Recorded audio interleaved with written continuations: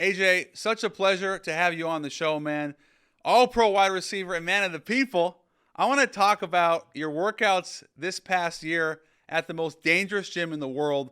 Why was it important for you to do that? How did that impact your mindset heading into the Super Bowl defense? So honestly, I was bored. Honestly, that's where the idea came up, and I was watching on social media on TikTok, and I saw Hottie, which is one of the guys that's in the gym, and I was like, man, I want to work out there one day, and just to really challenge myself, I like to say I know I'm a little thrown off a little bit. I like to be challenged really hard to see how far I can really go, and and I went for it. And man, it was really tough. It was really tough, and it was really like a mental battle. Like the reps wasn't always all the way clean, but it didn't matter. You just want to see effort and see how far you can go and pushing past failure. And once you get to failure, then that's when the real work begins. So, I haven't been challenged like that in a long time. I try to make my workouts really tough, but it's different when you're being challenged from someone else and you're in someone else's environment and it's tough and you just have to learn how to adapt and keep going. So yeah, it definitely prepared me for the season. As you can see, I have one catch for in this past game and like I said, it only can get better. So We'll get to that in a second. But yeah, for sure, for actually, you know what? sure. Let me jump right into that because you had one catch, but I still thought you had a good game. They just game planned to completely take you out of the game. Yeah, You blocked your ass off. You were involved. You didn't. It looked to me like your body language was awesome. You didn't have right. any issues. So how does that impact you when you know statistically you're not doing a lot, but you still feel like you're in the game? I know I'm in the game because, the coverage is getting rotated to me every single play, and even if it's underneath a catch to Dallas Goddard or Johan getting his one-on-one opportunity, he making the big grab on the post, that's how I know I'm still in this game and in this game and I'm still affecting this game. So regardless of if I was touching the ball or not, I'm still making an impact on the game. But as a receiver, it is tough because you want to touch the ball, you want to feel like you're contributing. And so, but yeah, that was tough. But I try to do a really good job of staying locked in and staying ready. I've seen a lot of stuff on the internet. Had zero separation Yeah, and all I'm that hurried on the bullshit. We decoy. don't we All don't need all that, to. all that. And which is crazy because none of those things were true. I got zoned the entire game. I didn't get not one single man rep. So obviously there won't be any separation and I'm not hurt on and I wasn't a decoy, just kind of how the game went, but so I just know I'm excited for week 2. Big week 2 ball game coming. Then I'm going 10 for 148 and two tugs. Hey, prayers up, prayers up. This when that in that game is Jalen ever coming to you saying I got you, just stay in it? No, but that's something that I know. I think that's just something that you don't really have to speak of, but I think he's gonna try to do a really good job of managing the game and doing what the game allows. And when my number get called, I know he'll find me. So When you do get man matchups, which we love, how about AJ Brown's top 5 corners?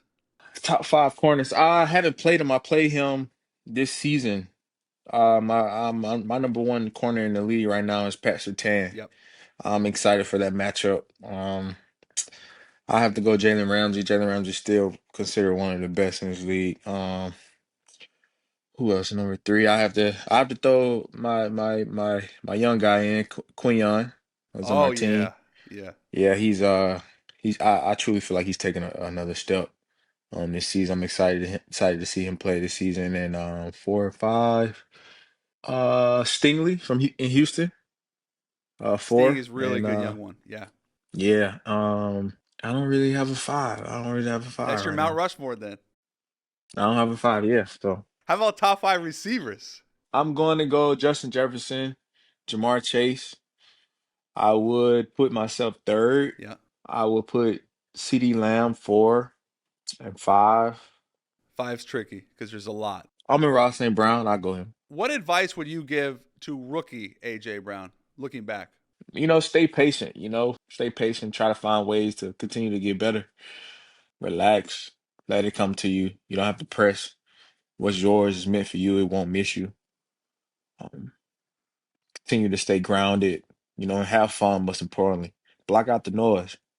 Learn to block out the noise. Learn to block out the noise because it's just noise at the end of the day. Most of those people, or all of those people talking, they don't they don't mean shit when it comes to your day to day. Exactly, exactly. And it's that's tough as an athlete. It's easier said than done, but like for me, it's like take accountability with everything you do. Take accountability with what you allow to get into your mental, what you process, So whatever you need to do, feed yourself positive thoughts. And for myself, I like to feed myself positive thoughts. I don't want anyone else to feed me positive thoughts. I don't want no somebody else to tell me I'm great or tell me I'm trash this week, trash week one. I don't have one catch. Like, who cares? Like, I know who I am. I know what I bring to the table, and just keep telling yourself those positive things, and just keep working and stay grounded and stay focused on yourself. So. That's a phenomenal answer. To that point, what are some of the AJ Brown book club recommendations that we need to get on this fall? Right now, I'm currently reading Let Them. I was reading Chaos. It's a book about Chaos. leadership. Yeah, that's a good Yeah, one. it's a book about leadership. I I really know like it. that book. Yep. Yeah. Those are the two books that I'm currently diving into right now. And meditations, it's about like being stoic. And then also the Bible. I kind of get conflicted when I read too much and I'm not reading as much as the Bible. So I try to find a healthy balance. So. I love that. Okay. Healthy balance between regular uniforms or Kelly Greens. What do we like? To be honest, I got mixed emotions. I'm not really a fan. We wear the same colors every single week. Oh my Lord. And I don't know who picks them, but I don't like them. I like let's mix it up. And then with the Kelly Green, I do like the Kelly Green, but I don't like the Kelly Green pants. I want white Kelly Green pants instead of Yes. gray. That'll Instead of gray. pop. Let's do let's go the white Kelly Green if we do the Kelly Green or something like. I just don't like the gray pants. I So totally agree. It washes I out don't like that beautiful Kelly Green. Yeah. I don't like it. I don't like it. So AJ, would you rather have 200 yards in a game or 3 tuds? I'll take the three tubs because Yeah. yeah, because the three tubs add up. Yeah, it does. Those touchdowns, you can't. You It's can't just something replace about it. So those. you can't replace that. Initial reaction to the Micah trade. What do you think? I was in disbelief, a little bit. I know he wanted to be in Dallas. He wanted to retire there. That's something that meant a lot to him. You can see it, you can tell. But he went to Green Bay, and I was like, "Ooh, they're loading up over there. They may be one or two pieces away, but they're off to a good start. Sky's the limit for their team. I'm sure we'll see them down the line. So What's the most important part for you, and how do you do it in terms of keeping your mindset strong throughout the course of a game? so there's no more book. I'm not bringing any books on the side. I'm not giving free publicity anymore. No more. I was gonna say you gave so much. Yeah, so there's no more books unless I bring my own book on the sideline. But what I do is, I try to stay grounded. I try to ask myself two simple questions. Um, before I even go out, I tell myself, make sure you focus on this drive and only this drive. Do not register nothing good or bad that happened in the past. Just focus on this drive right now and give your all.